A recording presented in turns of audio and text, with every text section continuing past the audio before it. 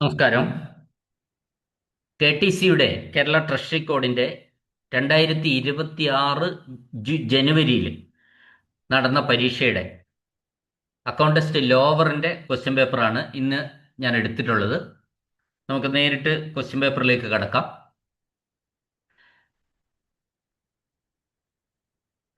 ആദ്യത്തെ ചോദ്യം: വെള്ളപ്പൊക്കം, ഭൂകമ്പം തുടങ്ങിയ അടിയന്തര സാഹചര്യങ്ങളിൽ പണം പിൻവലിക്കാൻ ആർക്കാണ് അധികാരം? അത് ജില്ലാ കളക്ടർക്കാണ്. ഓർമ്മിച്ചു വെക്കാം. നല്ല ചോദ്യമാണ്. വെള്ളപ്പൊക്കവും ഭൂകമ്പവും ഒക്കെ വരുമ്പോൾ കളക്ടറാണ് ദുരിതാശ്വാസ നിധിയിലേക്ക് പണം കൊടുക്കുന്നത്. അപ്പോൾ അത് ആ സമയത്ത് കളക്ടർക്ക് പണം പിൻവലിക്കാൻ കളക്ടർക്ക് മാത്രമാണ് അധികാരം. അതുകൊണ്ട് ഇവിടെ ആൻസർ ജില്ലാ കളക്ടർ എന്നാണ്. അടുത്ത ചോദ്യം: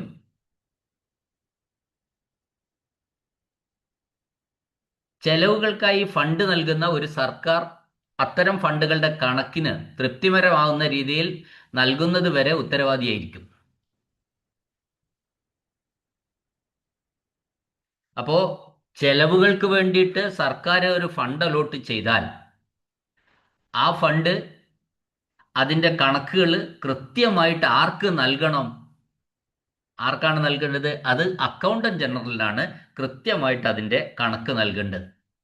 The government supplied with funds for expenditure shall be responsible for such funds until an account of them has been rendered to the satisfaction of accountant general.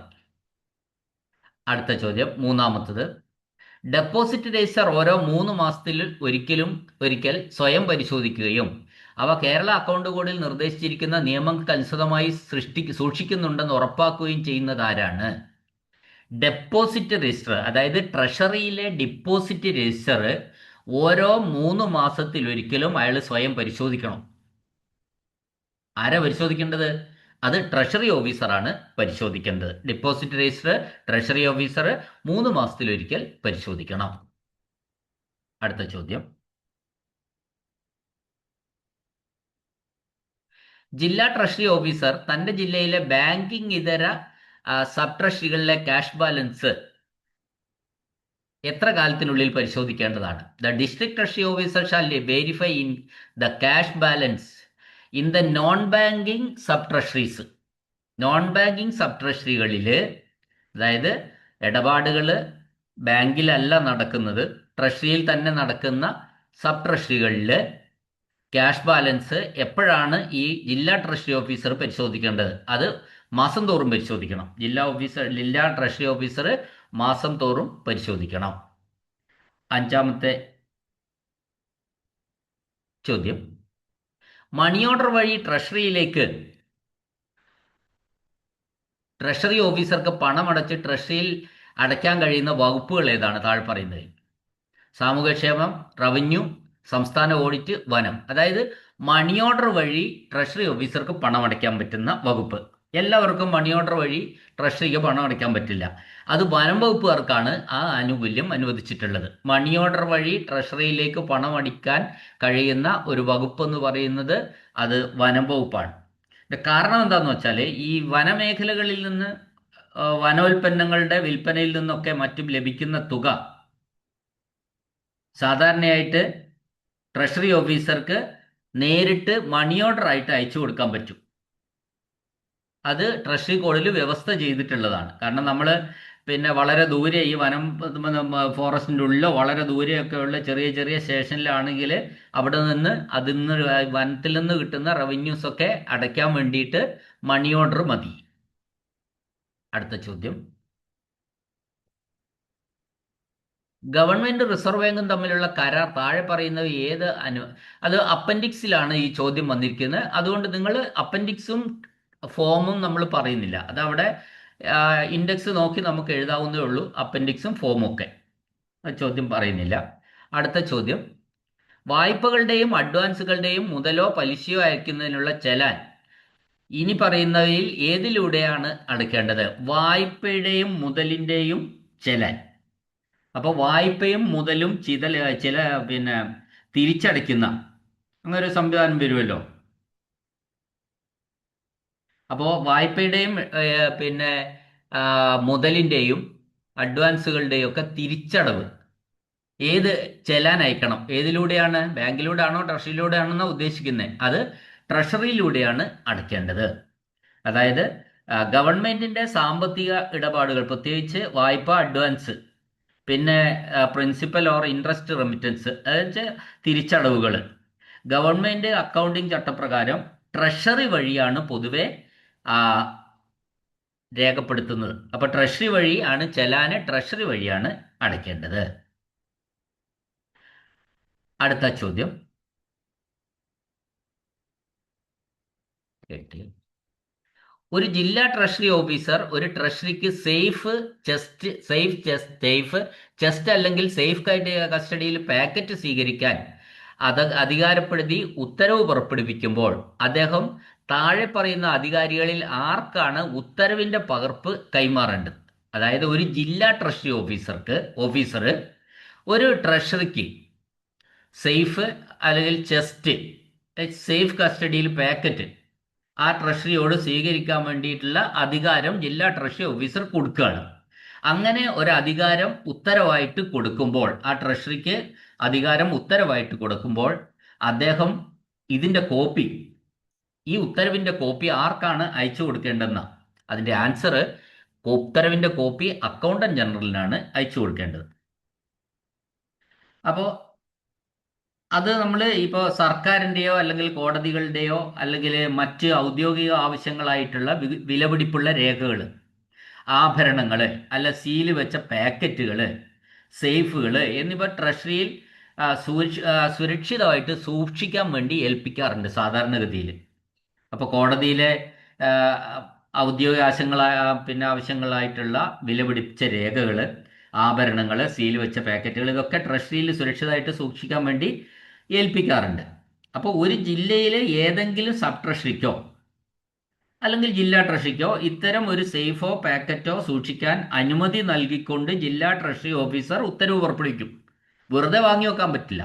ഇങ്ങനെ ട്രഷറി, ഈ സബ് ട്രഷറി, ഒരു sub treasury ആയിക്കോട്ടെ, sub ട്രഷറിക്ക് ഇങ്ങനെ ഒരു അധികാരം, അതായത് ഈ സേഫുകളോ അല്ലെങ്കിൽ പാക്കറ്റുകളോ അല്ല വാല്യുബിൾസ് ആയിട്ടുള്ള സാധനങ്ങളോ സൂക്ഷിക്കാനുള്ള ഒരു അനുമതി നൽകിക്കൊണ്ട് ഡിസ്ട്രിക്ട് ട്രഷറി ഓഫീസർ ഉത്തരവ് പുറപ്പെടുവിക്കുന്നു. അപ്പോൾ ആ ഉത്തരവിൻ്റെ ഒരു പകർപ്പ് അദ്ദേഹം അക്കൗണ്ടന്റ് ജനറലിനെ അയച്ചു കൊടുക്കണം. ഇത്രയേ ഉള്ളൂ. അപ്പോൾ ആ ഉത്തരവിന്റെ കോപ്പി, ഈ ട്രഷറിയെ അധികാരപ്പെടുത്തിക്കൊണ്ട് ജില്ലാ ട്രഷറി ഓഫീസർ ഇട്ട ഉത്തരവിന്റെ ഒരു കോപ്പി അക്കൗണ്ടന്റ് ജനറലിലൂടെ അയച്ചു കൊടുക്കണമെന്നാണ് പറഞ്ഞിരിക്കുന്നത്. അടുത്ത ചോദ്യം, ഗസറ്റഡ് അല്ലാത്ത ഉദ്യോഗസ്ഥരുടെ കാര്യത്തിൽ സഹകരണ സംഘങ്ങളുടെ പേരിൽ സർക്കാർ ജീവനക്കാരുടെ ശമ്പളത്തിൽ നിന്ന് ബാധ്യത ഈടാക്കാൻ ആർക്കാണ് അധികാരമുള്ളത്? കേൾക്കണേ നിങ്ങൾ. ഒരു സഹകരണ സംഘത്തിൽ നിന്ന് ലോൺ എടുത്തിട്ട് തിരിച്ചടച്ചില്ല. അപ്പോൾ സഹകരണ സംഘം അത് റിക്കവറിക്ക് നോട്ടീസ് അയച്ചു. അങ്ങനെ നോട്ടീസ് അയച്ചാൽ ഗസറ്റഡ് ഓഫീസർ ആണെങ്കിൽ അദ്ദേഹത്തിന്റെ ശമ്പളത്തിൽ നിന്ന് അത് പിടിച്ചടയ്ക്കണം. ഗസറ്റഡ് ഓഫീസർ ആണെങ്കിൽ ആരാ അടയ്ക്കേണ്ടത്? ട്രഷറി ഓഫീസറാണ് പിടിച്ചടയ്ക്കേണ്ടത്. ചോദ്യം ഇവിടെ അതല്ല. ഗസറ്റഡ് ഓഫീസർ അല്ലാത്ത ഉദ്യോഗസ്ഥരുടെ കാര്യത്തിൽ ആരാണെന്നാണ്. അത് നമ്മുടെ ഡ്രോയിങ് ആൻഡ് ഡിസ്പേഴ്സിംഗ് ഓഫീസർ. ആരാണോ ശമ്പളം വാങ്ങി വിതരണം ചെയ്യുന്ന ഉദ്യോഗസ്ഥൻ, അദ്ദേഹമാണ് ഇത്തരത്തിലുള്ള റിക്കവറികൾ, നോൺ ഗസറ്റഡ് ആയിട്ടുള്ള ഉദ്യോഗസ്ഥരുടെ കാര്യത്തിൽ സഹകരണ സംഘങ്ങളുടെ പേരിൽ ഉള്ള റിക്കവറി ബാധ്യത ഈടാക്കുന്നത് പിന്നെ ഡ്രോയിങ് ആൻഡ് ഡിസ്പേഴ്സിംഗ് ഓഫീസറാണ്, ശമ്പള വിതരണ ഉദ്യോഗസ്ഥൻ. അടുത്ത ചോദ്യം,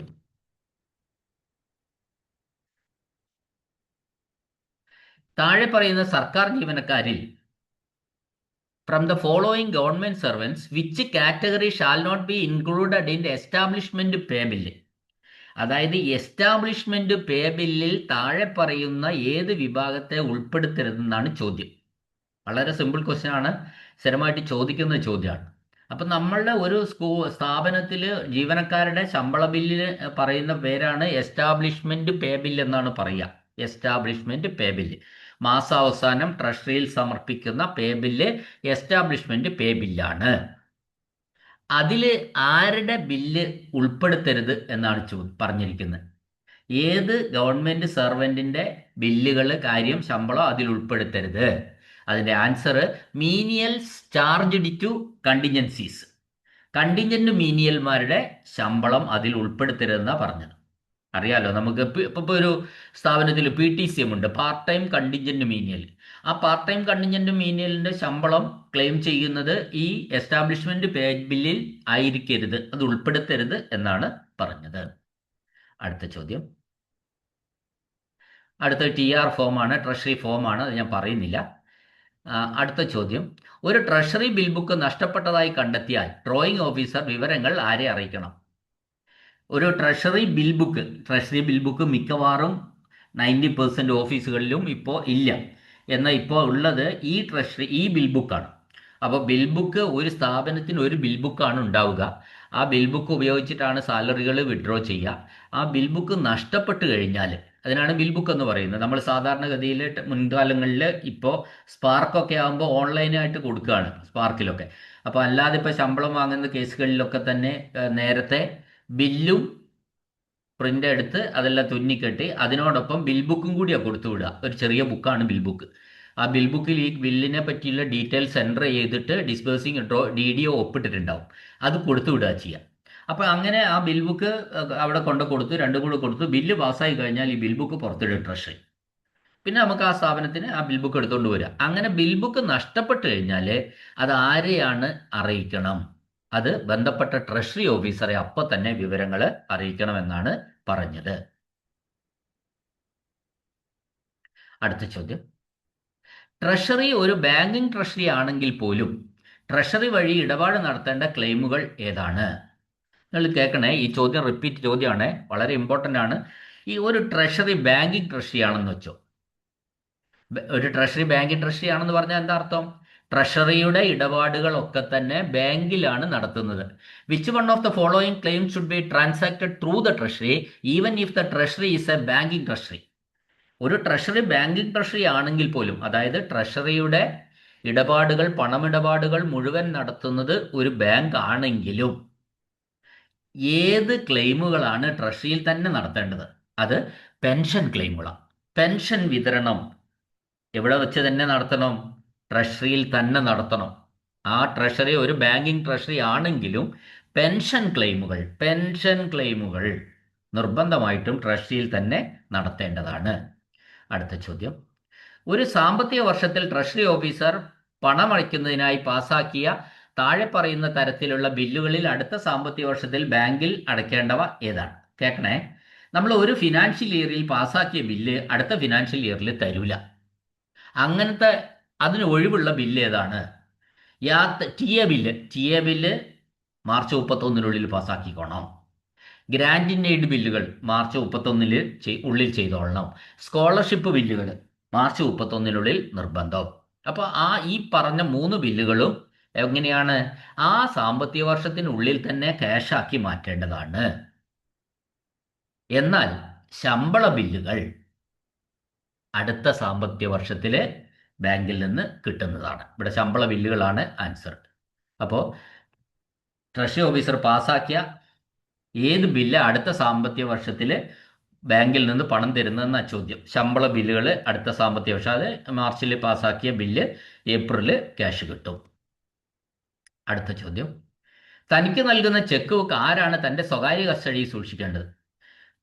അതായത് ഒരു ഡ്രോയിങ് ഓഫീസർക്ക് ട്രഷറി ഓഫീസർ ഒരു ചെക്ക് ബുക്ക് കൊടുത്താൽ ആ ഡ്രോയിങ് ഓഫീസർ അത് അയാളുടെ സ്വകാര്യ കസ്റ്റഡിയിൽ സൂക്ഷിക്കേണ്ടതാണ്. അല്ലെങ്കിൽ ചെക്ക് ബുക്ക് എടുത്തിട്ട് ക്ലർക്കിന് കൊടുക്കാൻ പാടില്ല എന്നർത്ഥം, അല്ലെങ്കിൽ വേറൊരു ഓയുടെ അടുത്തോ അങ്ങനെയൊന്നും കൊടുക്കാൻ പാടില്ല എന്നാണ് പറഞ്ഞതിൻ്റെ അർത്ഥം. അത് അദ്ദേഹത്തിൻ്റെ തന്നെ, ഈ ഡ്രോയിങ് ഓഫീസറുടെ തന്നെ കസ്റ്റഡിയിൽ സൂക്ഷിക്കണം. ഓക്കെ, അടുത്ത ചോദ്യം, ക്രെഡിറ്റ് ലെറ്ററുകൾ പ്രകാരം ഉപയോഗിക്കാത്ത തുകകൾ മാസം തോറും 3 മാസത്തിലൊരിക്കൽ കൈമാറാൻ ആർക്കാണ് അധികാരം? അപ്പം നമ്മുടെ ഇവിടെ ലെറ്റർ ഓഫ് ക്രെഡിറ്റ് ആണ് ഇതിനെപ്പറ്റി ആണ് ചോദ്യം. അപ്പോൾ ലെറ്റർ ഓഫ് ക്രെഡിറ്റ് എന്ന് പറഞ്ഞാൽ ചില സർക്കാർ വകുപ്പുകളിൽ, പൊതുവെ ഒരു പൊതുമരാമത്ത് വകുപ്പുകളിലൊക്കെ തന്നെ ഖജനാവിൽ നിന്ന് നേരിട്ട് പണം പിൻവലിക്കുന്നതിന് പകരം ട്രഷറിയിൽ നിന്ന് ഒരു നിശ്ചിത സാമ്പത്തിക പരിധിക്കുള്ളിൽ പണം മാറുന്നതിനായി ഡിവിഷണൽ ഓഫീസർമാർക്ക് കൊടുക്കുന്ന അനുമതിയാണ് ഈ ലെറ്റർ ഓഫ് ക്രെഡിറ്റ് എന്ന് പറയുന്നത്. അത് നമുക്കറിയാം, നിരവധി തവണ നമ്മൾ പറഞ്ഞിട്ടുള്ള ലെറ്റർ ഓഫ് ക്രെഡിറ്റ്. അപ്പോൾ ഇങ്ങനെ ഇരിക്കെ ഒരു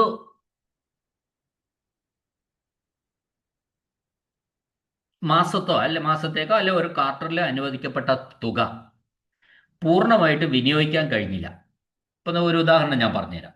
PWD ഡിവിഷണൽ ഓഫീസിന് ഒരു മാസത്തെ റോഡ് നിർമ്മാണ പ്രവർത്തനങ്ങൾക്കായിട്ട് ഒരു മാസത്തെയാണ് 10 ലക്ഷം രൂപയുടെ ലെറ്റർ ഓഫ് ക്രെഡിറ്റ് അനുവദിച്ചു. അപ്പോൾ ആ മാസത്തിൻ്റെ അവസാനമായപ്പോൾ പല കാരണങ്ങൾ കൊണ്ടും 7 ലക്ഷം രൂപ മാത്രമാണ് ചെലവഴിക്കാൻ കഴിഞ്ഞത്. അങ്ങനെ വന്നാൽ ബാക്കി 3 ലക്ഷം രൂപ ഉപയോഗിക്കാതെ ബാക്കി വന്നു.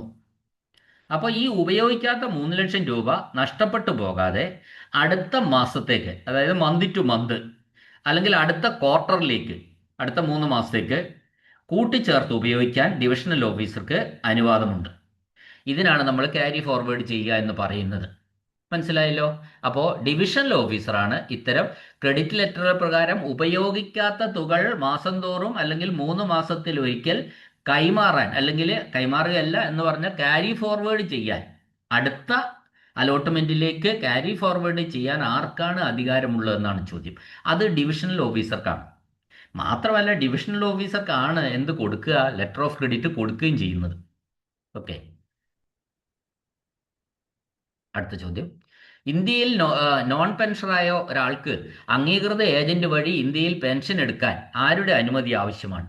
കേൾക്കണേ, ഇന്ത്യയിൽ താമസക്കാരനല്ല അയാൾ, എന്നാൽ ഇന്ത്യയിൽ നിന്നാണ് പെൻഷൻ കിട്ടേണ്ടത്. അപ്പോൾ അങ്ങനെയുള്ള ഒരു ആളുടെ പുറത്തു നിന്ന് ഒരു ഏജന്റ് വഴി, പവർ ഓഫ് അറ്റോർണി കൊടുത്ത് ഒരു ഏജന്റ് വഴി ഇന്ത്യയിൽ പെൻഷൻ എടുക്കാൻ അനുമതി കിട്ടും. ആ അനുമതി കൊടുക്കേണ്ടത് ആരാണെന്ന്, അത് റിസർവ് ബാങ്ക് ഓഫ് ഇന്ത്യ ആണ്. ഇത് ഇമ്പോർട്ടൻ്റ് ക്വസ്റ്റ്യൻ ആണ്. ഇന്ത്യയിലെ നോൺ പെൻഷനറായ ഒരാളുടെ പെൻഷൻ ഒരു ഏജന്റ് വഴിക്ക്, പവർ ഓഫ് അറ്റോർണി വഴി ഇന്ത്യയിൽ നിന്ന് വാങ്ങാൻ ആരുടെ അനുമതി ആവശ്യമാണെന്നാണ് ചോദ്യം. അത് റിസർവ് ബാങ്ക് ഓഫ് ഇന്ത്യയുടെ അനുമതി ആവശ്യമാണ്. അടുത്ത ചോദ്യം, ഒക്കെ ഹയറിൽ ചോദിച്ച ചോദ്യം വീണ്ടും ഇവിടെ ലോവറിലും ചോദിച്ചിരിക്കുക. 18ാമത്തെ ചോദ്യം വീണ്ടും റിപ്പീറ്റ് ക്വസ്റ്റ്യൻ ആണ്. Who is eligible to receive pension on behalf of an insane person under the Indian lunacy act other than himself? കേട്ടല്ലോ, ഇന്ത്യൻ ഭ്രാന്തൻ നിയമം എന്ന് പറയുന്നതാണ് Indian lunacy act. 1912 Indian lunacy act.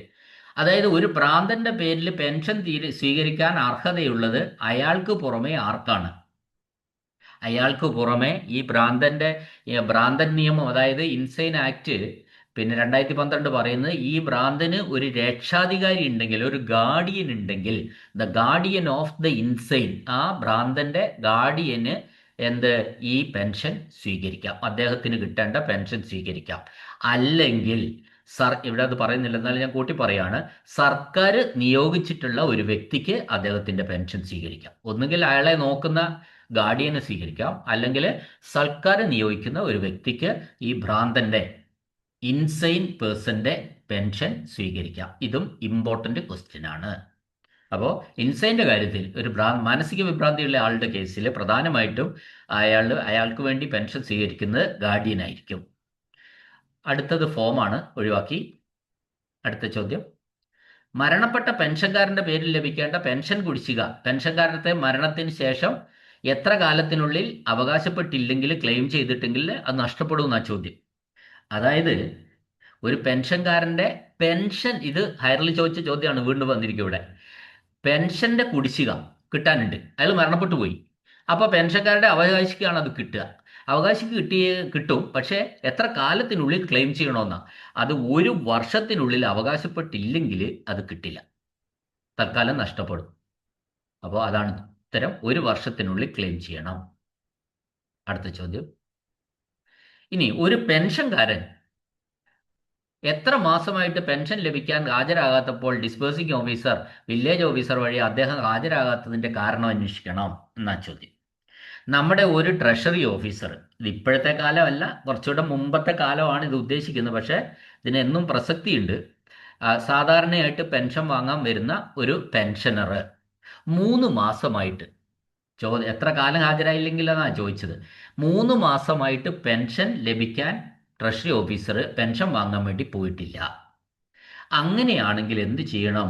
Treasury officer ഈ പെൻഷൻകാരൻ താമസിക്കുന്ന village officer വഴി അദ്ദേഹത്തിന് എന്തെങ്കിലും സംഭവിച്ചിട്ടുണ്ടോ, അല്ലെങ്കിൽ അദ്ദേഹം ഹാജരാവാത്തതിൻ്റെ കാരണം അന്വേഷിക്കണമെന്നാണ് പറയുന്നത്. അപ്പൊ എത്ര കാലം പെൻഷൻ വാങ്ങിയിട്ടില്ലെങ്കിൽ അങ്ങനെ വില്ലേജ് ഓഫീസർ മുഖാന്തരം അന്വേഷിക്കേണ്ടത്? 3 മാസമായിട്ട് പെൻഷൻ വാങ്ങാൻ ട്രഷറിയിൽ പോയില്ല എങ്കിൽ എന്താണ് കാരണം, എന്താ സംഭവിച്ചതെന്ന് അദ്ദേഹം ട്രഷറി ഓഫീസർ വില്ലേജ് ഓഫീസർ വഴി അന്വേഷിക്കണം.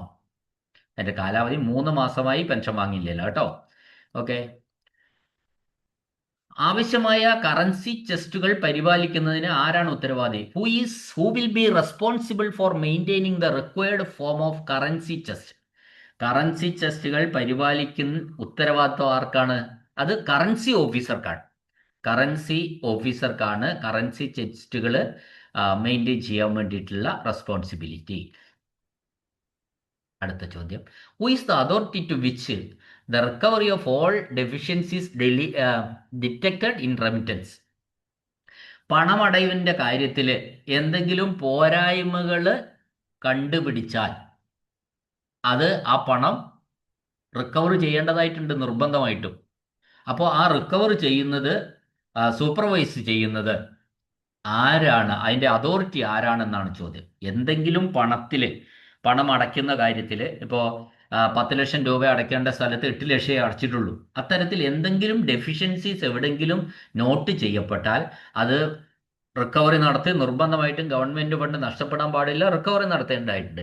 ആ റിക്കവറിയൊക്കെ നിരീക്ഷിക്കുന്നത് ആരാണെന്നാ ചോദ്യം. അത് അക്കൗണ്ടന്റ് ജനറലാണ്. അടുത്ത ചോദ്യം, കേരള ട്രഷറി നിയമങ്ങൾ നിലവിൽ വന്നത് താഴെ പറയുന്നവയിൽ ഏത് തീയതിയിലാണ്? ട്രഷറി നിയമങ്ങൾ നിലവിൽ വന്നത് 1/7/1963 ജൂലൈ 1-നാണ്. അടുത്ത ചോദ്യം, ഏതെങ്കിലും കാര്യത്തിൻ്റെയോ പേരിൽ ഏതെങ്കിലും കോടതിയിൽ നിന്ന് സ്വീകരിക്കുന്നതോ നിക്ഷേപിക്കുന്നതോ ആയ എല്ലാ പണവും ഒരു പ്രത്യേക അക്കൗണ്ടിലേക്ക് അടയ്ക്കണം. ആ അക്കൗണ്ട് ഏതാണ് എന്നാണ് ചോദിച്ചിരിക്കുന്നത്. The all monies received by or deposited with any court to the credit of any cause or matter shall be paid into a particular account. Specify the account. ഇതിൻ്റെ ആൻസർ പബ്ലിക് അക്കൗണ്ടിലേക്കാണ്. ചോദ്യം എന്താണെന്ന് വെച്ചാൽ, ഏതെങ്കിലും കാരണത്തിൻ്റെ അത് നമ്മൾ പറഞ്ഞു. എന്തുകൊണ്ട് പബ്ലിക് അക്കൗണ്ട് ആവും? അതായത് ഇന്ത്യൻ ഭരണഘടനയിലെ ആർട്ടിക്കിൾ 266(2) പ്രകാരം സർക്കാരിൻ്റെ കൈവശം വരുന്നതോ സർക്കാരിൻ്റെ പേരിൽ സൂക്ഷിക്കുന്നതോ ആയ എന്നാൽ സർക്കാരിൻ്റെ വകയല്ലാത്ത, സർക്കാരിൻ്റെ കൈവശം വരും, സർക്കാർ സൂക്ഷിക്കുന്നു, എന്നാൽ സർക്കാരിൻ്റെ അല്ലാത്ത എല്ലാ പൊതുപണവും ഉൾപ്പെടുത്തുന്നത് പബ്ലിക് അക്കൗണ്ടിലാണ്. കേട്ടല്ലോ. അപ്പോൾ ഇവിടെ കോടതികളിലോ മറ്റ് ട്രിബ്യൂണലുകളോ എത്തുന്ന തുക സർക്കാരിൻ്റെ സ്വന്തം വരവല്ല, മറിച്ച് അത് പൊതുജനങ്ങളുടെയോ വിവിധ കേസുകളിലെ കക്ഷികളുടെയോ പണമാണ്. പിന്നീട് അത് ചിലപ്പോൾ കോടതി ഉത്തരവ് അനുസരിച്ച് ഇത് യഥാർത്ഥ അവകാശികൾക്ക് തിരികെ നൽകേണ്ടതുണ്ട്. മനസ്സിലായല്ലോ. അതിനാൽ ഇത്തരം തുകകൾ സർക്കാരിൻ്റെ കൺസോളിഡേറ്റഡ് ഫണ്ടിലേക്കല്ല, പബ്ലിക് അക്കൗണ്ടിലേക്കാണ് പോകേണ്ടത്. അപ്പം അത് മനസ്സിലായല്ലോ. അപ്പം അതിനൊരു ഉദാഹരണം പറഞ്ഞാൽ, നമ്മളൊരു സിവിൽ കേസിൽ തർക്കത്തിലുള്ള പണമോ നഷ്ടപരിഹാര തുകയോ കേസ് നടക്കുകയാണ്. അപ്പോൾ കോടതിയിൽ ആ തുക കെട്ടിവെക്കുകയാണ്. ആ തുക കോടതിയുടെ കൈവശം സുരക്ഷിതമായി സൂക്ഷിക്കുന്നത് പബ്ലിക് അക്കൗണ്ടിലാണ്. ഇത് കോടതിയുടെ ഗവൺമെന്റിന്റെ പണമല്ല, ഇത് കക്ഷികളുടെ പണമാണ്, പൊതുജനങ്ങളുടെ പണമാണ്. അപ്പോൾ കേസ് തീർപ്പാകുമ്പോൾ കോടതി ഉത്തരവിലൂടെ ഈ തുക കേസിൽ വിജയിച്ച കക്ഷികൾക്ക് തിരികെ കൊടുക്കണം. ഇപ്പം ഒരു ജാമ്യത്തുകയോ ജാമ്യത്തിനായി കെട്ടിവെക്കുന്ന തുകയൊക്കെ ഇതുപോലെ മെയിൻറ്റെയിൻ ചെയ്യുന്നത് ഏത് അക്കൗണ്ടിലാണ്? പബ്ലിക് അക്കൗണ്ടിലാണ്. ക്ലിയർ ആയിട്ടുണ്ടാവും എന്ന് വിചാരിക്കുന്നു. അടുത്ത ചോദ്യം, താഴെ പറയുന്ന ഏതൊന്നിന് അക്കൗണ്ടന്റ് ജനറലിന്റെ അനുമതി ആവശ്യമില്ല? അത് നമ്മളൊന്ന് നോക്കാം. No authorisation from accountant general is necessary for which one of the following payments.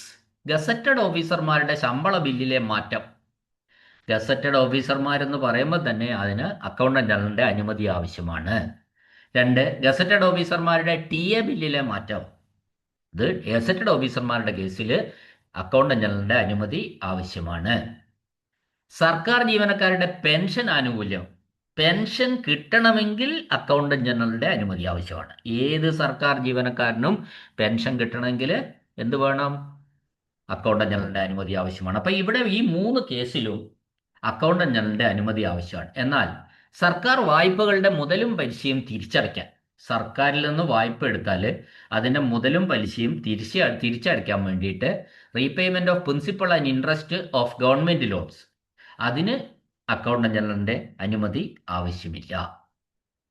അടുത്ത ചോദ്യം, ഡ്രോയിങ് ഓഫീസറെ വസ്തുത അറിയിച്ചതിന് ശേഷം പണമടയ്ക്കലിനായി അവതരിപ്പിക്കുന്ന ബില്ലിന്റെ ഗണിത കൃത്യത ശരിയാക്കാൻ ആർക്കാണ് അധികാരം? നിങ്ങൾ കേൾക്കണം ഈ ചോദ്യം. ഇത് പഴയകാല ചോദ്യമാണ്. ശരിക്കും പഴയകാല ചോദ്യം പുതിയതാണ്, പക്ഷെ പഴയകാല അനുഭവങ്ങളാണ് ഇത് ശരിക്കും. അപ്പോൾ ഇപ്പോൾ നമ്മൾ ബില്ലുകൾ മിക്കവാറും 90% ബില്ലുകളും തയ്യാറാക്കുന്നത് ശരിക്കും സ്പാർക്ക് പോലെയുള്ള സോഫ്റ്റ്വെയറുകളിലൂടെയാണ്. അപ്പോൾ കണക്കുകളിൽ ഫിഗറുകളിൽ ഒരു തെറ്റിനുള്ള സാധ്യതയില്ല. എന്നാൽ മുൻകാലങ്ങളിൽ മാനുവലായിട്ട് കൈകൊണ്ട് എഴുതി തയ്യാറാക്കുന്ന ബില്ലുകളിൽ അരിത്തമെറ്റിക് എററുകൾ സംഭവിക്കാം. അത്തരത്തിലുള്ള അരിത്തമെറ്റിക്കൽ എററുകൾ, ചെറിയ ചെറിയ തെറ്റുകൾ കൂട്ടിയിടുമ്പോൾ വരുന്ന തെറ്റുകളൊക്കെ നമുക്ക് ട്രഷറി ഓഫീസർക്ക് തിരുത്താനുള്ള ഒരു പ്രൊവിഷൻ ഉണ്ട്. മനസ്സിലായില്ലേ? അത് ശരിയാക്കാൻ ട്രഷറി ഓഫീസർക്ക് അധികാരമുണ്ട്.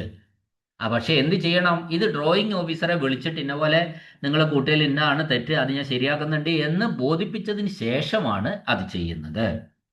അപ്പോൾ സാധാരണഗതിയിൽ അങ്ങനെയാണ് കണക്കുകൂട്ടലിൽ വല്ല തെറ്റുകളും, അതിന് അരിത്തമാറ്റിക്കൽ എറർ എന്നാണ് നമ്മൾ പറയുക, ഉണ്ടെങ്കിൽ അത് തിരുത്താൻ വേണ്ടി ട്രഷറി ഓഫീസർക്ക് അധികാരമുണ്ട്. ഇപ്പം നമ്മളൊരു ഡിപ്പാർട്ട്മെൻറ്റ് ഡ്രോയിങ് ഓഫീസർ 5 ജീവനക്കാരുടെ ശമ്പളമൊക്കെ കണക്ക് കൂട്ടി ആകെ തുക 1,50,000 രൂപ എന്ന് കാണിച്ച് ട്രഷറിയിൽ കൊടുത്തു, ബില്ല് കൊടുത്തു. പക്ഷേ ഇത് ബില്ലിലെ തുകയെല്ലാം കൂടി കൂട്ടി നോക്കുമ്പോൾ 1,40,000 ഒരാളുടെ പൈസ വ്യത്യാസമോ അങ്ങനെ എന്തെങ്കിലും കണ്ടു. കൂട്ടിയപ്പോൾ വ്യത്യാസം ഉണ്ടെങ്കിൽ അത് ഒരു അരിത്തമാറ്റിക്കൽ എറർ അല്ലെങ്കിൽ അരിത്തമാറ്റിക്കൽ ഇനാക്യുറൻസി ആയിട്ട് നമുക്ക് ട്രഷറി ഓഫീസർ കണ്ടെത്തി ആ വിവരം ഡ്രോയിങ് ഓഫീസറെ അറിയിച്ചു. അപ്പോൾ ഡ്രോയിങ് ഓഫീസർ എന്ന് പറഞ്ഞു, അത് സോറി സാർ തെറ്റ് പറ്റിയതാ. ഓക്കെ, അപ്പോൾ അത് ട്രഷറി ഓഫീസർക്ക് തിരുത്തി കൊടുക്കാം. ആ ബില്ല് റിട്ടേൺ ചെയ്തിട്ട് തിരുത്തി വരാതെ, അവിടെ അതാണ് വേണമെങ്കിൽ ആ bill return to the drawing ഓഫീസർക്ക് കൊടുക്കാം. ട്രഷറി ഓഫീസർക്ക് ബില്ല് മടക്കുന്നു, ഈ ടോട്ടൽ എഴുതിയത് അല്ലെങ്കിൽ ഫിഗറുകളിൽ കൂട്ടിയത് തെറ്റാണെന്നൊക്കെ പറഞ്ഞ് മടക്കാം. അത് മടക്കേണ്ട ആവശ്യമില്ല. ഇങ്ങനൊരു പ്രൊവിഷൻ ഉണ്ട്. ട്രഷറി ഓഫീസർക്ക് തന്നെ ഈ അരിത്തമാറ്റിക്കൽ എറർ ശരിയാക്കി ബില്ല് പാസ്സാക്കാം. ഓക്കെ, അടുത്തത് 28ാമത് ഫോം ചോദ്യമാണ്. അത് ഞാൻ വിടുകയാണ്. 29, ട്രഷറികളുടെ ശരിയായ പ്രവർത്തനത്തിന് സർക്കാരിനോട് ഉത്തരവാദിത്തം ഉള്ളതാരാ? ഈ ട്രഷറിക്കും സർക്കാരിനും ഇടയിൽ പ്രവർത്തിക്കുന്ന ആരാ ശരിക്കും? ട്രഷറി ഡയറക്ടറാണ്. അപ്പോൾ ട്രഷറികളുടെ ശരിയായ പ്രവർത്തനത്തിന് സർക്കാരിനോട് ഉത്തരവാദിത്തത്തിൽ നിൽക്കുന്നത് who is answerable to government for the proper functioning of treasury. ട്രഷറിയുടെ ശരിയായ പ്രവർത്തനത്തിന് സമാധാനം പറയേണ്ടത് ആരാണ്? അത് ട്രഷറി ഡയറക്ടറാണ്.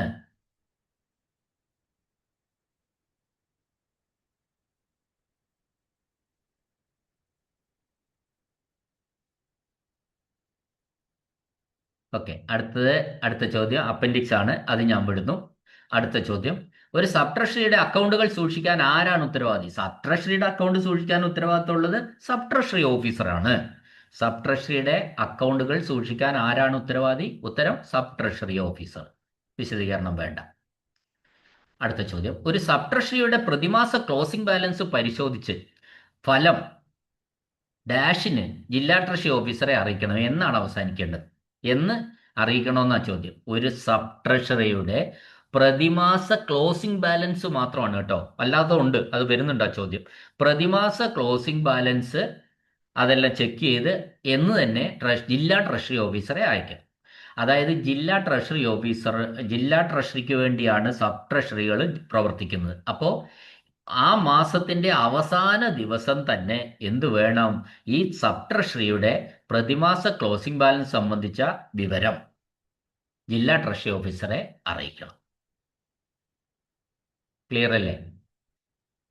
Monthly closing balance, the details of monthly closing balance ആണ് ആ മാസത്തിന്റെ അവസാനത്തെ ദിവസം തന്നെ ആരെ അറിയിക്കേണ്ടത്? ഡിസ്ട്രിക്ട് ട്രഷറി ഓഫീസറെ അറിയിക്കേണ്ടത്. അടുത്ത ചോദ്യം അപ്പൻഡിക്സ് ആണ്, നമുക്ക് വേണ്ട, ഇൻഡെക്സിൽ നോക്കി എഴുതാം. അടുത്ത ചോദ്യം, ട്രഷറി ഡയറക്ടർ എപ്പോഴാണ് ജില്ലാ ട്രഷറി ഓഫീസറുടെ റാങ്കിൽ കുറയാത്ത ഓഫീസറെ കൊണ്ട് സബ് ട്രഷറികൾ പരിശോധിക്കാൻ ഏർപ്പാട് ചെയ്യേണ്ടത്? ട്രഷറികളുടെ സംസ്ഥാനത്തെ ഏറ്റവും വലിയ ഉദ്യോഗസ്ഥൻ എന്ന് പറയുന്നത് ട്രഷറി ഡയറക്ടറാണ്. ആ ട്രഷറി ഡയറക്ടർ എല്ലാ സബ് ട്രഷറികളും ഒരു നിശ്ചിത കാലത്തിനുള്ളിൽ ജില്ലാ ട്രഷറി ഓഫീസറുടെ റാങ്കിൽ കുറയാത്ത ഓഫീസറെ കൊണ്ട് പരിശോധിപ്പിക്കണം. ആര്? ട്രഷറി ഡയറക്ടർ നേരിട്ടല്ല, അയാള് ഒരു ഉദ്യോഗസ്ഥനെ ചുമതലപ്പെടുത്തും സബ് ട്രഷറികൾ പരിശോധിപ്പിക്കാൻ. ആ ഉദ്യോഗസ്ഥൻ എന്ന് പറയുന്നത് ജില്ലാ ട്രഷറി ഓഫീസറുടെ റാങ്കിൽ കുറയാത്ത ഉദ്യോഗസ്ഥനായിരിക്കണം. എത്ര കാലത്തിനുള്ളിലാണ് പരിശോധിക്കേണ്ടത്? 2 വർഷത്തിലൊരിക്കൽ. അപ്പോൾ ഒരു ട്രഷറി ഡയറക്ടർ 2 വർഷത്തിലൊരിക്കലെങ്കിലും ജില്ലാ ട്രഷറി ഓഫീസറുടെ റാങ്കിൽ കുറയാത്ത ഓഫീസറെ കൊണ്ട് സബ് ട്രഷറികൾ പരിശോധിപ്പിക്കാൻ ഏർപ്പാട് ചെയ്യേണ്ടതാണ്. ഓക്കെ, അടുത്ത ചോദ്യം. ഒരു പ്രത്യേക മാസവുമായി ബന്ധപ്പെട്ട സബ് ട്രഷറി അക്കൗണ്ടുകളും അനുബന്ധ രേഖകളും താഴെ പറയുന്ന ഏത് രീതിയിൽ ജില്ലാ ട്രഷറിക്ക് കൈമാറണം? അതായത് നമ്മളിപ്പോൾ പറഞ്ഞു ക്ലോസിംഗ് ബാലൻസുമായി ബന്ധപ്പെട്ട ഡീറ്റെയിൽസ് ആ മാസത്തിന്റെ അവസാന തീയതിയിൽ തന്നെ ജില്ലാ ട്രഷറി ഓഫീസർക്ക് കൈമാറണം. എന്നാൽ നിങ്ങൾ ഈ സബ് ട്രഷറി അക്കൗണ്ടുകളും അനുബന്ധ രേഖകളും അനുബന്ധ രേഖകളും ഏത് തീയതിയിൽ കൈമാറണം ജില്ലാ ട്രഷറിക്ക്? അത് തൊട്ടടുത്ത മാസത്തിലെ 2ാമത്തെ പ്രവൃത്തി ദിവസം കൈമാറണം. വളരെ ഇമ്പോർട്ടൻ്റ് ക്വസ്റ്റ്യൻ ആണ് ഈ രണ്ടും. ക്ലോസിംഗ് ബാലൻസുമായി ബന്ധപ്പെട്ട വിവരങ്ങൾ ആ മാസത്തിന്റെ അവസാനത്തെ പ്രവൃത്തി ദിവസത്തിൽ തന്നെ ജില്ലാ ട്രഷറിക്ക് കൈമാറണം. എന്നാൽ ഈ ഒരു മാസം അവസാനിപ്പിക്കുമ്പോൾ ആ മാസത്തെ ട്രഷറി അക്കൗണ്ടുകളും അനുബന്ധ രേഖകളും ആർക്ക് കൈമാറണം? ജില്ലാ ട്രഷറി ഓഫീസർക്ക് കൈമാറണം. എന്ന് കൈമാറണം? തൊട്ടടുത്ത മാസത്തെ 2ാമത്തെ പ്രവൃത്തി ദിവസം. ഓർമ്മിച്ചു വെക്കുക, വളരെ ഇമ്പോർട്ടൻ്റ് ആണ്. അടുത്ത ചോദ്യം. ഒരു ട്രഷറിയിൽ ഒരേ സമയം സൂക്ഷിക്കാൻ കഴിയുന്ന ക്യാഷ് ബുക്കുകളുടെ എണ്ണം. ഒരു ട്രഷറിയിൽ ഒരേ സമയത്ത് ഒരു ക്യാഷ് ബുക്ക് മാത്രമേ സൂക്ഷിക്കാൻ പറ്റൂ. ആൻസർ 1 എന്നാണ്. ഒരു ട്രഷറിയിൽ ഒരേ സമയം സൂക്ഷിക്കാൻ കഴിയുന്ന ക്യാഷ് ബുക്കുകളുടെ എണ്ണം 1 ആണ്. അടുത്ത ചോദ്യം. തീയതിയുള്ള ഇനീഷ്യലുകളുള്ള ഒരു ക്യാഷ് ബുക്കിലെ തെറ്റായ എൻട്രി തിരുത്താൻ ആർക്കാണ് അധികാരമുള്ളത്? തീയതി ഇനീഷ്യൽ വെച്ച് തീയതിയൊക്കെ ഇട്ട ഒരു ക്യാഷ് ബുക്കിലെ തെറ്റായ എൻട്രി തെറ്റാണ്. ആ എൻട്രി തെറ്റാണെങ്കിൽ അത് തിരുത്താൻ അധികാരമുള്ളത് ആർക്കാണ്? ഇവിടെ കൊടുത്തിട്ട് treasurer, junior superintendent, establishment accountant, head of office. Head of ഓഫീസിന് തന്നെയാണ്, അത് സ്ഥാപന മേധാവിക്കാണ് ആ ക്യാഷ് ബുക്കിൽ വന്ന തെറ്റായ എൻട്രി തിരുത്താൻ അധികാരമുള്ളത്. Head of office. ഓക്കെ, അടുത്തത് ഫോമാണ്, വിട്ടു. അടുത്ത ചോദ്യം. പ്രതിമാസ ബാലൻസ് പരിശോധിക്കാതെ തുടർച്ചയായി എത്ര മാസത്തിൽ കൂടുതൽ അക്കൗണ്ടുകളിൽ ഒപ്പിടാതെ ഒരു ട്രഷറി ഓഫീസർക്ക് മുമ്പോട്ട് പോകാൻ അനുവദിക്കാൻ കഴിയില്ല? അപ്പോൾ ഈ ഒരു ട്രഷറി ഓഫീസർ ശരിക്കും ഓരോ മാസത്തെയും ബാലൻസ് പരിശോധിച്ച് അക്കൗണ്ടുകളിൽ ഒപ്പിടണമെന്ന് നിർബന്ധമാണ്. ഓരോ മാസത്തെയും അക്കൗണ്ടുകൾ പരിശോധിച്ച് അവസാനം ട്രഷറി ഓഫീസർ ഒപ്പിടണമെന്ന് നിർബന്ധമാണ്. എന്നാൽ ഒരു സമയത്ത് അത് പറ്റിയില്ലെങ്കിൽ എത്ര കാലം കഴിയാൻ പാടില്ല? അതിനുത്തരം 2 മാസത്തിൽ കൂടുതൽ അക്കൗണ്ടുകളിൽ ഒപ്പിടാതെ ട്രഷറി ഓഫീസറെ മുമ്പോട്ട് വിടാൻ പാടില്ല എന്നാണ് പറഞ്ഞത്. അപ്പോൾ പ്രതിമാസ ബാലൻസ് പരിശോധിക്കാതെ തുടർച്ചയായിട്ട് ഉത്തരം 2 മാസത്തിൽ കൂടുതൽ അക്കൗണ്ടുകളിൽ ഒപ്പിടാതെ ഒരു ട്രഷറി ഓഫീസറെ മുമ്പോട്ട് പോകാൻ അനുവദിക്കാൻ പാടില്ല.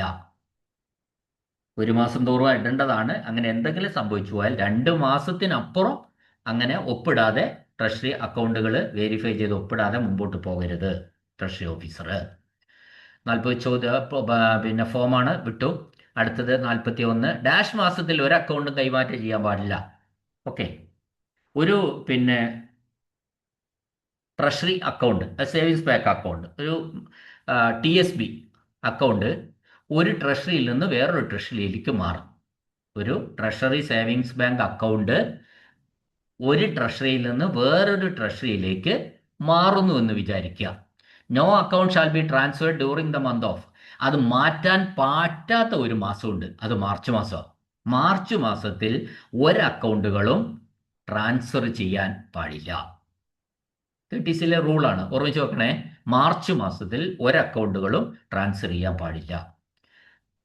അടുത്ത ചോദ്യം ഡിലീറ്റഡ് ആണ് ആ ക്വസ്റ്റ്യൻ 42. തൊട്ടടുത്ത ചോദ്യം, പേയ്മെന്റ് ലിസ്റ്റുമായി ബന്ധപ്പെട്ട ഓരോ ഷെഡ്യൂളിനെ സംബന്ധിച്ച വൗച്ചറുകൾ തുടർച്ചയായ ഒരു പ്രത്യേക പരമ്പരയിൽ നമ്പറിട്ട് അയക്കുകയും അവ അയക്കുന്നത് വരെ ലോക്ക് ആൻഡ് കീയിൽ സൂക്ഷിക്കുകയും വേണം.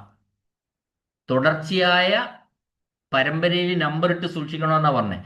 അതായത് ഇവിടെ ഉത്തരം പ്രതിമാസം എന്നാണ്, മന്ത്ലി, ഓരോ മാസവും നമ്പറിട്ട് സൂക്ഷിക്കണം എന്നാണ് പറഞ്ഞ അർത്ഥം. അതായത് സർക്കാർ ഓഫീസുകളിലെ അക്കൗണ്ടിങ് രീതി പ്രകാരം ഇപ്പോൾ ലിസ്റ്റ് ഓഫ് പേയ്മെന്റ്സ്, അതായത് പണം നൽകിയതുമായി ബന്ധപ്പെട്ട ലിസ്റ്റ്, ആ ബന്ധപ്പെട്ട വൗച്ചറുകൾ പരിശോധനയ്ക്കോ ട്രഷറിയിൽ അയക്കുന്നതിന് മുമ്പ് ക്രമീകരിക്കുന്നത് ഇങ്ങനെയാണ്.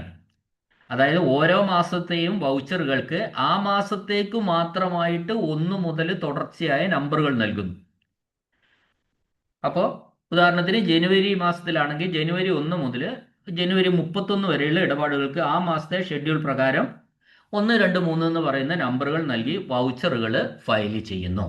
ഫെബ്രുവരി ആയാലോ, ഫെബ്രുവരി മാസം വീണ്ടും 1, 2, 3 തുടങ്ങിയ നമ്പറുകൾ വെച്ചിട്ട് വൗച്ചറുകൾ പ്രത്യേകമായിട്ട് ഫയൽ ചെയ്യുന്നു. അപ്പോൾ ഈ രീതി എന്ന് പറയുന്നത് ഓരോ മാസത്തെയും കണക്കുകൾ കൃത്യമായി സൂക്ഷിക്കാനും വൗച്ചറുകൾ നഷ്ടപ്പെടാതെ ലോക്ക് ചെയ്ത് സൂക്ഷിക്കാനും വേണ്ടി സഹായിക്കുന്നു. അപ്പോൾ ഇതാണ് പേയ്മെന്റ് ലിസ്റ്റുമായിട്ട് ബന്ധപ്പെട്ട വൗച്ചറുകൾ ഓരോ മാസത്തേക്കും നമ്പർ ഇട്ട് സൂക്ഷിക്കാമെന്നാണ് ഫയൽ ചെയ്ത്. ഓക്കെ, ലോക്ക് ആൻഡ് കീയിൽ ഓരോ മാസത്തെയും വൗച്ചറുകൾ 1, 2, 3 എന്ന് നമ്പർ ഇട്ട് അത് ലോക്ക് ആൻഡ് കീയിൽ പൂട്ടി സൂക്ഷിക്കണം. 44ാമത്തെ ചോദ്യം ഫോമാണ്, ഞാൻ വിടുന്നു. 45 ചോദ്യം ഇതാണ്: കോടതികൾ ചുമത്തുന്നതും സംസ്ഥാന സർക്കാരിന് ക്രെഡിറ്റ് ചെയ്യാവുന്നതുമായ പിഴകൾ ഇനി പറയുന്ന ഏത് രീതിയിലൂടെയാണ് ട്രഷറിയിലേക്ക് അയക്കുന്നത്? ഒരു പിഴ ഒഴിച്ചു, അതിൻ്റെ ആൻസർ കോടതികൾ ചുമത്തുന്ന പിഴയൊക്കെ ട്രഷറികളിലേക്ക് അയക്കുന്നത് ചെലാൻ വഴിയാണ്. ട്രഷറിയിൽ അടയ്ക്കുന്നത് ചെലാൻ വഴിയാണ്. ഇപ്പോൾ ഒരു ഉദാഹരണം ഞാൻ പറഞ്ഞാലേ, ഒരു വ്യക്തിക്ക് കോടതിയിൽ നിന്ന് പിന്നെ നമ്മളെ ഈ ഗതാഗത ലംഘനത്തിന് ഒരു പിഴ വന്നു, വണ്ടി ഓടിച്ചപ്പോഴുണ്ടായ ഒരു തകരാറിന് ഒരു പിഴ ആവശ്യമായി വന്നു, ഹെൽമെറ്റോ വെച്ചില്ലെന്നോ എന്തെങ്കിലും ആവട്ടെ.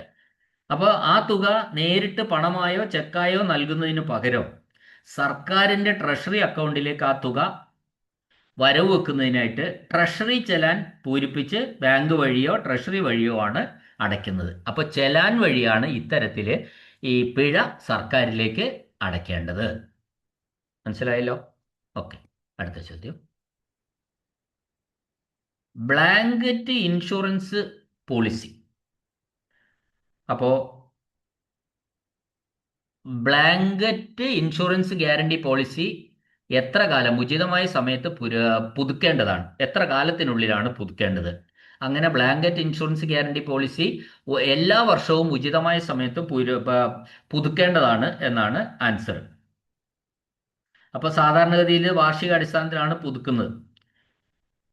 അതിനൊരു ഉദാഹരണം പറഞ്ഞാൽ നമുക്കൊരു സർക്കാർ ഓഫീസിലെ പ്രധാന ക്യാഷ് ജസ്റ്റിൽ സൂക്ഷിച്ചിരിക്കുന്ന സർക്കാർ പണത്തിനും മറ്റ് വിലപിടിപ്പുള്ള രേഖകൾക്കും സുരക്ഷ ഉറപ്പാക്കാൻ എടുത്ത ഒരു ഇൻഷുറൻസ് പോളിസി കാലാവധി അവസാനിക്കുന്നത് മാർച്ച് 31-നാണെങ്കിൽ അടുത്ത സാമ്പത്തിക വർഷത്തേക്കായിട്ട് അത് പുതുക്കേണ്ടതുണ്ട്. അപ്പോൾ അങ്ങനെ പുതുക്കാതിരുന്നാൽ എന്തെങ്കിലും നഷ്ടം സംഭവിച്ചാൽ ഇൻഷുറൻസ് പരിരക്ഷ കിട്ടാതെ വരും. അപ്പോൾ കൃത്യമായിട്ട് എല്ലാ വർഷവും ഇത്തരത്തിൽ സർക്കാർ ഓഫീസിൽ സൂക്ഷിച്ചിരിക്കുന്ന കാഷ് ചെസ്റ്റിൽ സൂക്ഷിച്ചിരിക്കുന്ന പണത്തിനും വിലപിടിപ്പുള്ള രേഖകൾക്കും സംരക്ഷണം കിട്ടാൻ വേണ്ടി, സുരക്ഷ ഉറപ്പാക്കാൻ വേണ്ടിയിട്ട് ഇൻഷുറൻസ് പോളിസി, അതിനാണ് ബ്ലാങ്കറ്റ് ഇൻഷുറൻസ് പോളിസി എന്ന് പറയുന്നത്, അത് പുതുക്കേണ്ടതാണ്, എല്ലാ വർഷവും പുതുക്കേണ്ടതാണ്. അടുത്ത ചോദ്യം: ട്രഷറിയിലേക്കോ ബാങ്കിലേക്കോ പണം അടയ്ക്കുന്നതിനൊപ്പം വരുന്ന ചെലാനിൽ ഇനി പറയുന്ന ഏത് വിവരം അടങ്ങിയിരിക്കരുത്? രസമുള്ള ചോദ്യമാണ്. ചെലാനിൽ താഴെ പറയുന്ന ഏത് വിവരം അടങ്ങിയിരിക്കരുത്? കേൾക്കണേ. ട്രഷറിയിൽ പണമടയ്ക്കലിൻ്റെ സ്വഭാവം ചെലാനിലുണ്ടാവണം, അടച്ച തുക ചെലാനിലുണ്ടാവണം, പണമടയ്ക്കുന്നയാളുടെ പേരും വിലാസവും ചെലാനിലുണ്ടാവണം. പണമടയ്ക്കലിൻ്റെ സ്വഭാവം എന്ന് പറഞ്ഞാൽ ഹെഡ് ഓഫ് അക്കൗണ്ട് ഒക്കെയാണ്. ഇനി സ്വീകരിക്കുന്ന ഉദ്യോഗസ്ഥന്റെ പേര്, ഈ പണം സ്വീകരിക്കുന്ന ഉദ്യോഗസ്ഥന്റെ പേര് ഏതിലുണ്ടാവില്ല? ചെലാനിൽ ഉണ്ടാവില്ല. നമ്മളെല്ലാവരും ചെലാൻ പൂരിപ്പിച്ചിട്ടുള്ളവരാണ്. അപ്പോൾ ഈ ചെലാൻ ഫില്ല് ചെയ്യുന്ന സമയത്ത് ഈ പണം സ്വീകരിക്കുന്ന ഉദ്യോഗസ്ഥന്റെ പേര് എവിടെ ഉണ്ടാവില്ല? ചെലാനിൽ ഉണ്ടാവില്ല. നമ്മൾ പണം അടയ്ക്കുന്ന നമ്മളുടെ പേരും അഡ്രസ്സും ഉണ്ടാവും, നമ്മൾ അടച്ച തുകയുണ്ടാവും, നമ്മുടെ അതിന്റെ ഹെഡ് ഓഫ് ഒക്കെ ഉണ്ടാവും, പർപ്പസ് ഓഫ് റെമിറ്റൻസ് ഒക്കെ ഉണ്ടാവും. പക്ഷെ എന്തില്ല? സ്വീകരിക്കുന്ന ഉദ്യോഗസ്ഥന്റെ പേര് ഉണ്ടാവില്ല. ഓക്കെ, അടുത്ത ഫോമാണ് അടുത്ത ചോദ്യം. വിട്ടു. അടുത്ത ചോദ്യം: ഔട്ട്ലെറ്റ് സ്റ്റേഷനുകളിൽ നിന്ന് ശേഖരിക്കുന്ന വനവരുമാനം ട്രഷറി ഓഫീസർക്ക് ഡാഷ് വഴി പണമടച്ച് ട്രഷറിയിൽ അടയ്ക്കാം. ഔട്ട്ലെയിങ് സ്റ്റേഷനുകളിൽ നിന്ന്, അതായത് ഔട്ട്ലെയിങ് സ്റ്റേഷൻ എന്ന് പറഞ്ഞാൽ എന്താ? ഒരു ഏരിയക്ക് പുറത്തുള്ള സ്റ്റേഷന്, വളരെ ഉൾനാടൻ ഗ്രാമങ്ങൾ ആയിട്ടുള്ള ചില സ്റ്റേഷനുകളിൽ നിന്ന് അവിടുന്ന് വനവരുമാനം, ഫോറസ്റ്റിൽ നിന്ന് ലഭിക്കുന്ന വരുമാനം. ഫോറസ്റ്റിൽ നിന്ന് ലഭിക്കുന്ന വരുമാനം എന്ന് കേട്ടാൽ തന്നെ നമ്മൾ മനസ്സിലായിക്കോണം മണി ഓർഡർ ആയിട്ട് അയക്കാവുന്ന. ഈ ഫോറസ്റ്റ് പിന്നെ എൻ്റെ വരുമാനത്തെ പറ്റി രണ്ടാമത്തെ ചോദ്യം ഇതേ ചോദ്യത്തെ തന്നെ വരുന്നത്. അപ്പം മണി ഓർഡർ ആയിട്ട് ട്രഷറിയിലേക്ക് അടയ്ക്കാം. അത് ഫോറസ്റ്റിൽ നിന്ന് ലഭിക്കുന്ന വരുമാനമാണ്. The forest revenues collected at outline stations may be paid in to the treasury by making remittance to the treasury officer by means of money order ആയിട്ട് അയക്കാവുന്നതാണ്. നെക്സ്റ്റ് ക്വസ്റ്റ്യൻ: താഴെ പറയുന്നവയിൽ ഏത് വകുപ്പാണ് സർക്കാർ ഓഫീസുകളിലെ പണം, സ്റ്റോറുകൾ, അക്കൗണ്ടുകൾ എന്നിവയുടെ മിന്നൽ പരിശോധന നടത്താൻ ക്രമീകരിക്കേണ്ടത്? അപ്പൊ ഈ സർക്കാർ ഓഫീസുകളിൽ അവിടെ പിന്നെ അവിടെ സൂക്ഷിച്ചിരിക്കുന്ന പണത്തെ പറ്റി, അവിടെ സൂക്ഷിച്ചിരിക്കുന്ന സ്റ്റോറുകളെ പറ്റി, അവിടുത്തെ അക്കൗണ്ടുകളെ പറ്റിയൊക്കെ പരിശോധിക്കാൻ സർപ്രൈസ് വിസിറ്റ് നടത്തണമെന്നാ മിന്നൽ പരിശോധന. അത് ആരാ അറേഞ്ച് ചെയ്യേണ്ടത്? മിന്നൽ പരിശോധന നടത്തേണ്ട വകുപ്പ് ഏതാ? ധനകാര്യ വകുപ്പാണ്, ഫിനാൻസ് ഡിപ്പാർട്ട്മെന്റ്. വളരെ ഇമ്പോർട്ടൻറ്റ് ക്വസ്റ്റ്യൻ കേട്ടോ. ഫിനാൻസ് ഡിപ്പാർട്ട്മെന്റ് ആണ് അങ്ങനെ ഈ മിന്നൽ പരിശോധന, അതാണ് പറയുന്നത്, arrange hold surprise inspection of cash, stores and accounts in government office. Government ഓഫീസുകളിൽ സൂക്ഷിച്ചിരിക്കുന്ന ക്യാഷ്, സ്റ്റോറുകൾ, അക്കൗണ്ടുകൾ ഇവ പരിശോധിക്കാൻ സർപ്രൈസ് ഇൻസ്പെക്ഷൻ നടത്തേണ്ടത് ഫിനാൻസ് ഡിപ്പാർട്ട്മെന്റ് ആണ്, ധനകാര്യ വകുപ്പാണ്. ഞാൻ ഒരിക്കലും അത് മറക്കൂല, കാരണം എൻ്റെ ഓഫീസിൽ എനിക്ക് ഒരു ദിവസം ഫിനാൻസ് കയറിയതാണ്. അപ്പോൾ അതാണ് നമ്മൾ ഓർത്തിരിക്കേണ്ട ഒരു കാര്യം. ഇത് നമുക്ക് പകുതി ക്വസ്റ്റ്യനായി. അടുത്ത വീഡിയോയിൽ നമുക്ക് ബാക്കി ക്വസ്റ്റ്യനും കൂടി ഡിസ്കസ് ചെയ്യാം. ക്ലാസ് കേട്ട എല്ലാവർക്കും നന്ദി, നമസ്കാരം.